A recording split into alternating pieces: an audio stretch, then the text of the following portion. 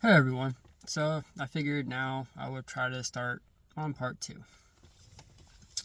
So before I start that, I want to say that I'm kind of, I'm not sure how this is going to go.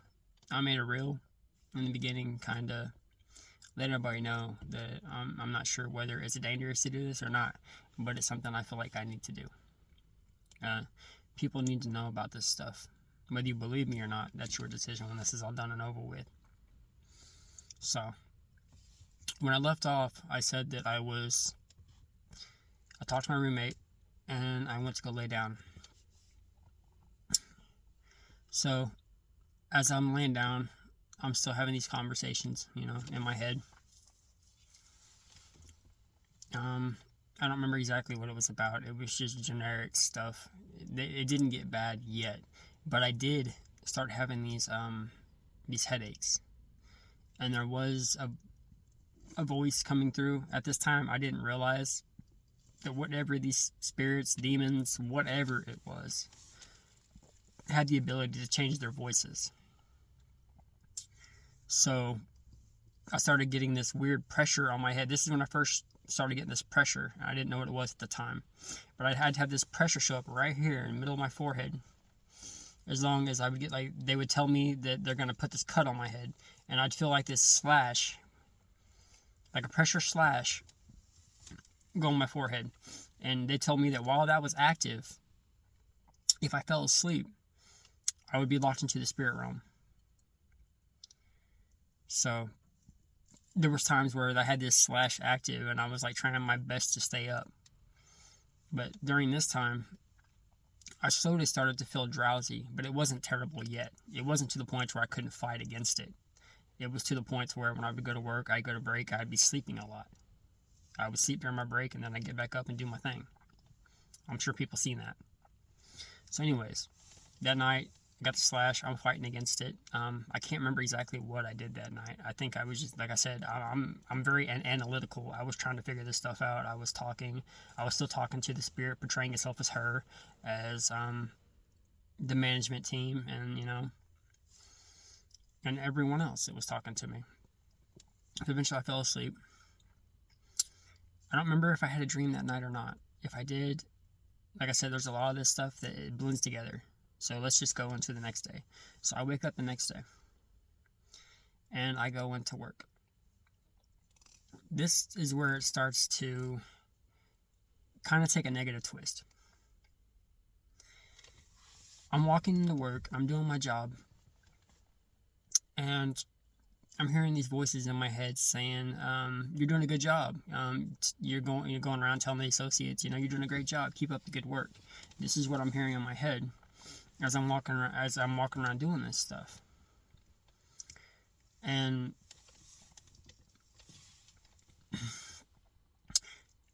as well as that, as I was walking around, grocery, I think it was. And I saw this person. We guns holsters. It was a thing back then. People and their guns and whatever. A spirit in my head was trying to portray itself as that person, and they were saying, if I could have control, I would take control of this guy, and I'd pull the gun out and I would shoot you. And this happened quite a bit from the different people with guns in their holsters. So I'm sitting there thinking to myself, I don't know what this is, but thank God that whatever this is can't control this person to make them shoot me. Because that, right, it was threats. It started, like I said just a minute ago, it started to get worse. It kind of freaked me out a little bit, but I was just happy that it wasn't true. So I worked normally that night, and I think I ended up with a friend. I went over to go get some lunch. While I'm over at the lunch, these voices in my head, this one was portraying itself as this husband and wife. And this voice in my head was yelling at me, saying, "Hey, you need to stop. She's getting drawn to you. She's getting attracted to you." And I'm just like, what is going on? I'm so confused. I'm like, I got to the point where I didn't even feel comfortable going nowhere. I was trying to walk around Walmart, and they were trying to tell me, the voices were trying to tell me that I had to scoop people up like ice cream. Like I was doing something. and they were trying to make it to where I would I was like almost like a damn like a soul reaper or something is the best way to put it. Like I was collecting souls, collecting souls. They were trying to make me seem like some evil being. And they paranoid me to the point where I didn't even want to be around people because these people are acting strange. They're telling me I'm over here collecting these spirits or whatever it was. And so I'm trying to remember exactly when it started changing, but I remember I was working normally that day. I'm trying to remember what happened that day. I know that. Okay, I know. I remember now. So as that's happening, like I said, this is where it starts to take a turn. Worse. It starts to get negative, and it really doesn't go back. But before I go to this part, I want you guys to understand that I was actually in the process. Things were getting better. You know, I had just got me a car as I got my promotion, and I was like actually working up, getting money to get a house. That's what I was working on, and I have conversations with my mom to where I was working on trying to get a house, and then all of a sudden it just took a turn because I got confused. So, anyways, I'm in the back looking for a house. My roommates are slowly starting to get kind of irritated with me. They haven't said it to my face yet, but they're like asking me, he's like, "Hey man, how's the house hunt going?" You know, I'm like, I think it's going pretty good. You know, I got a house on the line. I'm talking to this lady. I'm working on getting these documents and stuff filled out. At this time, I didn't realize how, you know, I knew I was fighting this stuff. Nobody knew this battle I was going against. They would see me like maybe talking to myself a little bit, but I kept the war to myself because I didn't want to be called crazy. I didn't know what would happen, and I figured it's better to just do it by myself. I was like, maybe it'll just go away. Maybe it'll just go away. So, okay, so I went to lunch. That happened. I freaked, you know, I was like, whatever. I don't know what's going on. I'm not trying to draw nobody. I'm not trying to do this. I'm not trying to do that. And I already had these people staring at me weirdly, so I'm like so confused. And so I ended up leaving the restaurant, and as I'm walking around doing my job, I start hearing these spirits or whatever saying, there's people starting to riot on the outside. Whatever I was doing was supposedly making these people mad. I was changing them into something they didn't want to be, and all this other stuff. And they told me that if I was to get by the door to see it, they would shoot me, or they would kill me in some way. They had weapons. They had all this other stuff. Now, I didn't really believe it, but I wasn't going to chance it. I've already witnessed weird things, seen weird things, hearing weird things, and I was so confused that I was kind of scared, starting to get scared at this point. So I stayed away from the door. And I was like, just in case, you know, whatever. I'm going to stay away from it. I go back there to my associates. I have my meeting. And I notice, I don't know what the associate probably just went to the bathroom or something, but they're trying to create paranoia. So they're like, "Yo, your associate just took off to go outside to riot on you," and he did. This associate, I'm not saying who, literally disappeared for a while. Like I said, probably went to the bathroom. I'm not calling him out on anything, but they were telling me that he went outside to start rioting on me. And a couple of people disappeared like this, when in reality I was probably acting strange, and they're probably trying to figure out what the heck was going on. Because at this point, I'm over here trying to figure this stuff out. I'm like looking up what this may be. I think I may have even went to the bathroom and like I was looking up like ascension type stuff. That might not have been quite yet, because I remember my mom was the one that started leading me down this path. So, anyways, I'm told that these guys are starting to go outside and riot on me. And then my associates are disappearing, and I'm like, I got work to do. I was like, then I was even told, it's like, they're not even out there doing their job. They're out there all riding on you. You're not going to get done. You're going to get fired. So I started getting upset, and I went and I started walking around and looking for my associates, and they were working. And as I was around my associates, they started acting weird. Like I said, out of character.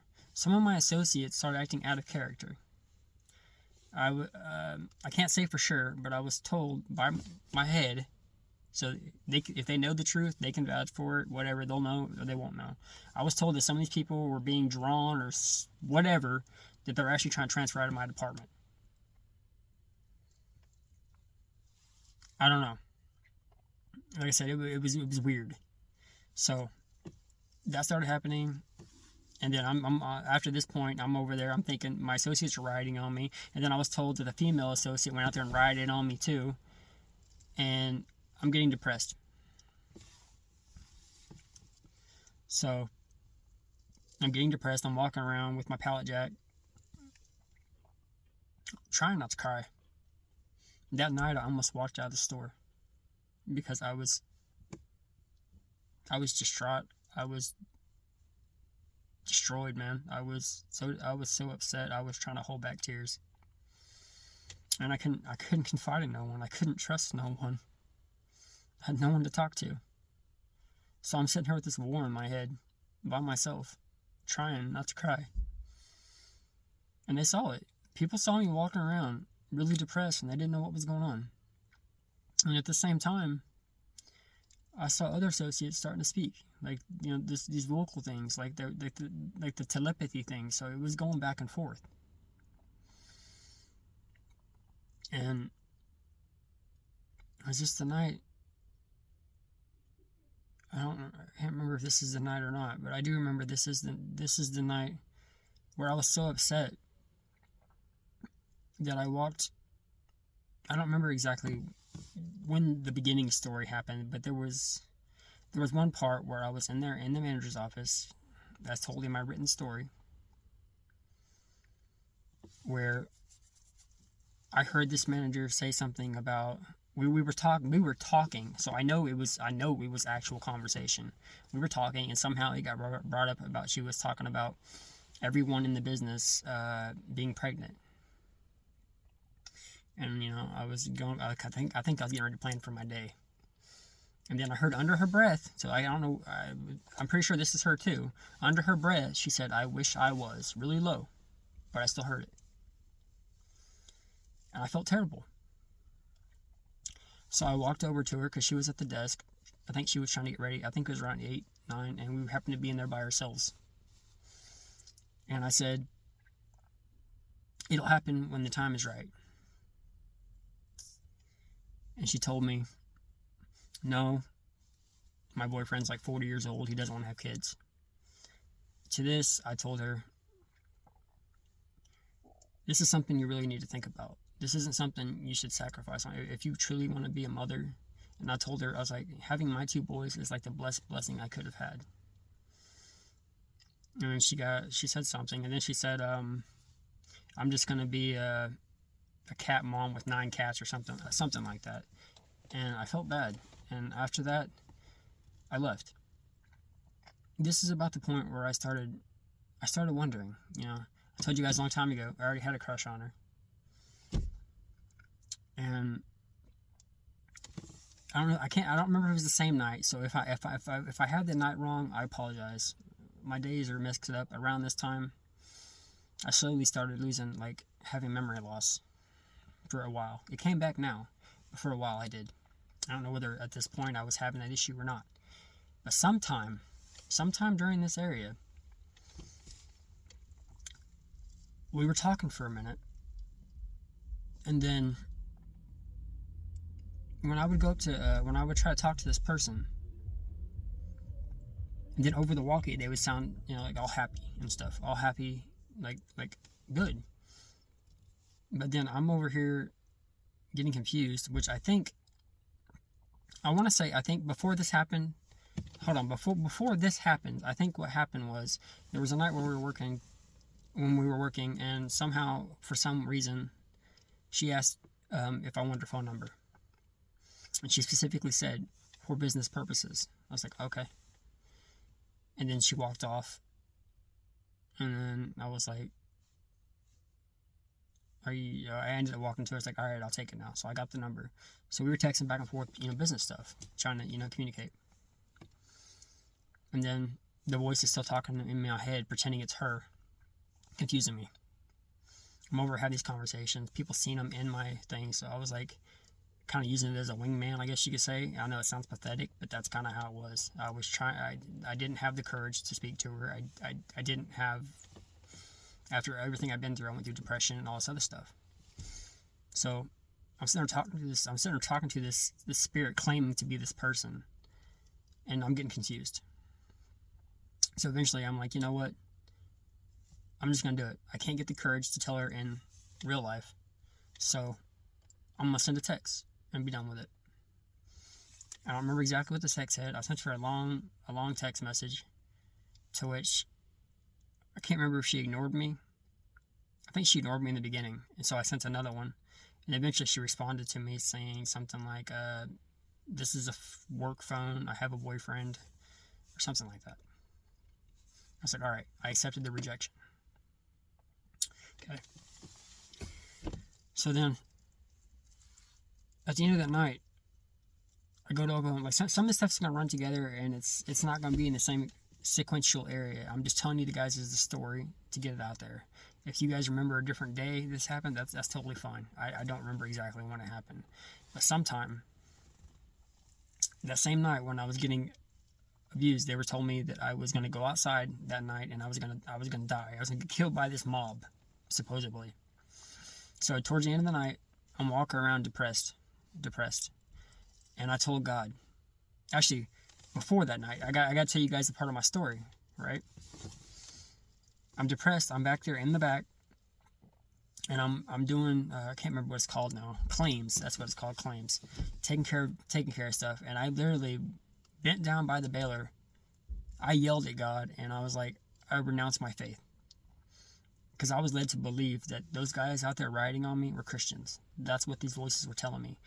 These Christians didn't like what I was. They were trying to make me seem just like some evil being. And I renounced my faith. And right before that happened, I was back there doing with some boxes, and she was like coming this way, and she was like trying to walk straight to me. I don't know why. She's walking straight to me. And I turned around because I'm already in tears, because I've already been getting harassed all day. I'm getting all this other stuff, getting threatened to get shot, and this mob and all this stuff, and I just couldn't handle it. And I was like, I don't want to handle it. I don't want to do this right now. I don't want this person to see me crying. So I turned around and I went away from them. I went the other way. They ended up leaving. Then I went down to the baler, and that's when I did that. I was like, I yelled at God, and I was just like, I renounced my faith. I don't remember exactly what I said, but it was bad. And then the rest of the night, I walked around, depressed, still hearing these things, and there were some people having general conversations. And I started, as I was gonna leave that night, I was like, God, if you want my faith back, then I don't want to die tonight. And after that, I went to walk outside. I was depressed. I had my head down. I think it was snowing. I was like skating on the ice. I was like thinking I was going to damnation. I didn't know what was happening, because I've already heard weird things. And I went across this, and luckily nothing was there. And they made it seem like it was a miracle. Like, oh, you went to another realm. You walked right through them, and they're here, and they see you, and they're trying to swing on you, and they're trying to hurt you, and they can't get through you. Like, trying to make it seem like I was like Jesus walking, like he walked on water. Like I'm walking through a crowd of people. That's what they were trying to make it seem like. And I'm just like, I don't know what happened, but I'm good. Before I left, this is so they'll know, so they'll understand why I was searching. Before I left, I was under the impression that I was going to die, or I was going to get hurt, or something was going to happen to me. So I was walking around the building, and I was actually going to try to. I was trying to get the courage to at least say bye to her in case something weird happened to me, but I didn't do it. So I ended up leaving. Once I got to the car, I was so happy. I was like, I'm alive, everything's good. And I tried to text her, and she said I can't talk. I can't remember whether I texted her or I called. I called or texted, and I was like, I'm at work. She's like, I'm at work. I can't talk right now. I was like, all right, can I talk to you later or something? And I believe she said yes, but I believe it was actually she was trying to find an excuse to get off the phone. That's what I think it was. Because I was already acting weird. People were already turning against me. And so I went home and I texted. I was like, because I wanted to talk. I was happy, you know. I wanted to tell her what happened. Because we were already, you know, I thought we were okay. You know, we were texting little shenanigans back and forth. Yeah, I did that. That might have been me doing the proclamation of me liking her. It may have been after that. I don't remember exactly when that happened. But anyways, so I went home, and as I walk out the door, and I get to my car, I try to text. I tried to text her, and it's like, all right, you know, what I just said. So I drove home. I go home and I try to text, and then the voices in my head. Actually, I don't think I texted yet. I think as I'm gonna do something, the voices in my head said you switched worlds or something. You're not gonna talk to the right one. So I'm getting ecstatic. You know, it's like I wanted to talk to this person, especially after the day I had, and I went outside because they were trying to make it seem like I was like, since I was like ascended, I was like awakening in something, and my roommates wasn't. I was like in this weird dimension type thing that they wasn't into yet. So if I went to an area with somebody that wasn't awakening yet, I went back to like, I think you say 3D. It was 3D and 5D. They're trying to say I'm like in this 5D plane, but if I go somewhere where there's normal people, it shoots me back down. So in order to do, I had to go back. I had to walk outside. And I walked outside, and I sent a message saying, I hope I'm not too late or something like that. To it just went unanswered. And I think they never responded after that. But there was a time, I don't know when, but there was a time where I told her that I would stay up until she got off work, and I would call her. I know she's, like I said, I know she's probably using the excuse to get off the phone with me. You know, that's fine. But I said I would stay up and do it. But I did end up falling asleep. But I set an alarm, and I got up exactly as she got off work. And I called. And I tried to explain to her, like, I was trying to explain my awkwardness and stuff, like why it was hard for me to talk. And I told her that when I looked at her and tried to speak, I lost the words. You know, it was hard to even look at her in the eyes. And I don't remember exactly. I told her about, you know, some of my past and stuff like that, and had my depression. And then I ended up telling her. She said something about I'm nothing special or something like that. And at this time, I said, you're more special than you realize. Because at this time, you know, I was already hearing, you know, the voice was telling me that she was streaming some light off of her and all this other stuff. And plus, you know, I had already liked her, you know, and that I didn't like hearing that. So I told her, you know, you're more special than you realize. And she got real quiet. And then I heard somebody in the background of the phone, like really, really, really quietly, say something. I don't remember who it was. I think I know who it is, but I'm not gonna say names. She'll know who she is. So if she knows, I know. I heard you. If you're there, maybe I heard voices. I don't know. So anyways, I got off the phone. I went to bed that night.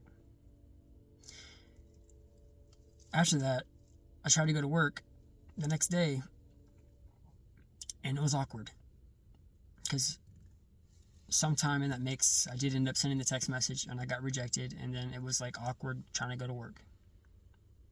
I got rejected and this and that, but then I went to work, and it was like, it was different, you know. It's like she said she acted weird on the text message, and then she's acting all happy and go lucky. And like I said, when I was talking to her over the walkie, she was sounding like excited, like happy, like no, like outgoing, happy.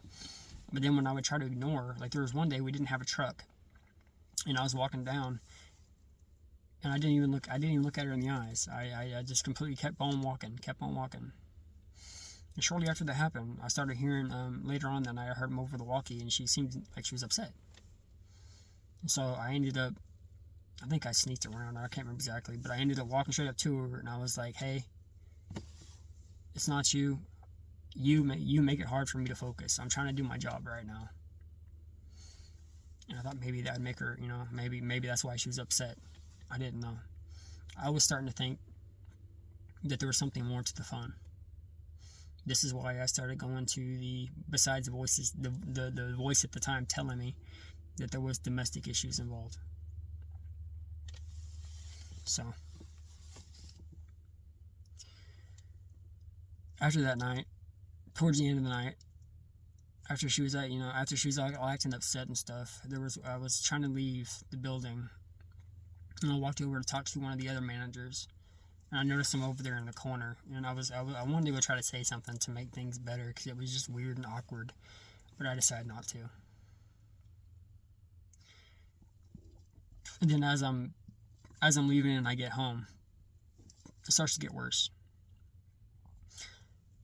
I'm told that she's trying to come to. I'm told that this person, spirit, whatever it was trying to come into my house, and they were getting turned around. I felt someone, even heard a vocal voice, literally like staring at me as I'm sleeping with the voice, and it was weird. And I started seeing blurs. It wasn't that. I'm trying to think. And after that, I went home. I did go to sleep, and then after that, I went back to work the next day. And this is where things start to get shady.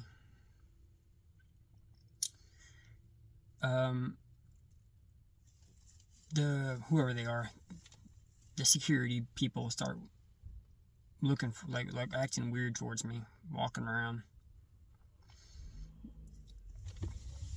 And I overhear her a couple times in the office. Like, she's trying to start an investigation against me, but then she's arguing with herself about it. Does she want to do it? Does she not want to do it?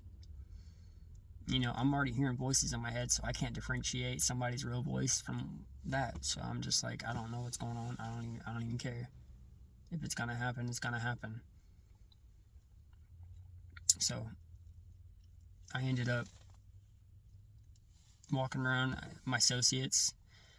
The voices started telling me that one of my associates was trying to stab me, and that a lot of these people, even her, the female manager, that I was some weird anomaly, and they were trying to get close to me and stab me or hurt me, but there was this barrier protecting me that they couldn't get close. And that's the reason why I lashed out at one of my associates one day, and I said something to him that I shouldn't have, because I was confused. There's also there's another reason why, the next day after they came back, I was on my way to my meeting, and I was told that if I went to my meeting, that same person was going to stab me. So, me being paranoid, I think I just turned around and I left for that day. I don't know whether I clocked in, I don't know whether I clocked out, I don't know. I'm starting to lose my memory at this time. So I went home. I'm starting to get very sleepy. I'm starting to get slowly delusional. But I'm not locked yet. Another day goes by. I go back to work.